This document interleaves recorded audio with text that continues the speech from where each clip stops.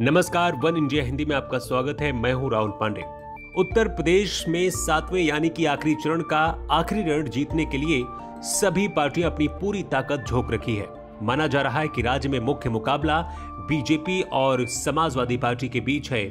कुछ सीटों पर बीएसपी की भी मजबूत पकड़ मानी जा रही है 7वें चरण के चुनाव में। इसी बीच मायावती ने चुनाव से पहले एक के बाद एक 4 ट्वीट करके बीजेपी पर निशाना साधा है। मायावती ने कहा है, गरीबी बेरोजगारी के सताए लोग वोट की ताकत से अपनी तकदीर और प्रदेश की तस्वीर बदल सकते हैं, मगर इसके लिए उन्हें बसपा की आयरन सरकार को बनाना जरूरी होगा। मायावती ने अपने पहले ट्वीट में लिखा है, भाजपा कोरोना वैक्सीन और पीड़ितों को राशन देने को यूपी में चुनावी स्वार्थ की खातिर भुनाने में लगी हुई है, जबकि यह उनकी संवैधानिक जिम्मेदारी बनती है कि वो बेसहारा बने नागरिकों की मदद करें।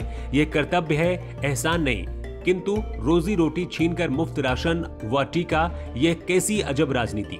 इसके बाद मायावती दूसरे ट्वीट पर लिखती हैं, विरोधी पार्टियों ने धन बल सहित शाम दाम दंड भेद आदि सभी प्रकार के हथकंडों को अपनाकर यूपी के चुनाव को अपने पक्ष में करने का खूब जतन किया, लेकिन जानलेवा महंगाई, गरीबी, बेरोजगारी, सरकार की निरंकुशता और आवारा पशु आदि से पीड़ित जनता अपने बुनियादी मुद्दों पर डटी रही है। मायावती यही नहीं रुकी। इसके बाद मायावती का फिर एक ट्वीट आता है और तीसरे ट्वीट पर मायावती लिखती है कि जग जाहिर है कि विरोधी पार्टियों के किस्म किस्म के लुभावने वादे व आश्वासन सभी घोर वादा खिलाफी साबित हुए हैं। इनकी सरकारों में यूपी के लोगों के हालात संभलने व वादे के मुताबिक अच्छे दिन लाने के बजाय लगातार बिगड़ती जा रही है हालत। इसलिए इनके बहकावे में नहीं आना ही होशियारी है। इसके बाद मायावती ने लिखा है कि यूपी के 9 जिलों की 54 विधानसभा सीटों पर कल 7वें और अंतिम चरण के मतदान में यहां गरीबी और बेरोजगारी के सताए हुए उपेक्षित लोग अपने वोट की ताकत से अपनी तकदीर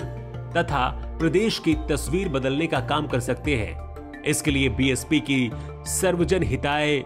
सर्वजन सुखाए की आयरन सरकार बनानी जरूरी है। अंतिम चरण के चुनाव से पहले मायावती ने एक के बाद एक 4 ट्वीट किए हैं। अब इसके कई मायने भी निकाले जा रहे हैं। इस खबर में इतना ही। ज्यादा अपडेट के लिए आप बने रहिए वन इंडिया हिंदी के साथ।